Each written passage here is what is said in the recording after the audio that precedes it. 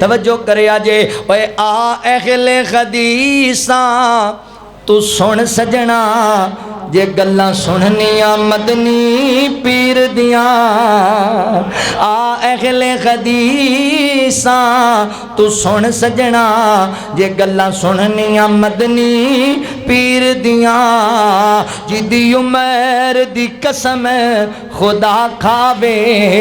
جدیاں انگلاں چن نو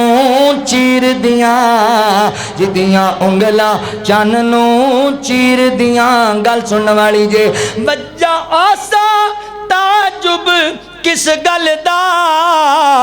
پتھراں وچوں پانی نت چلدا پنجاں انگلاں چوں نکلیاں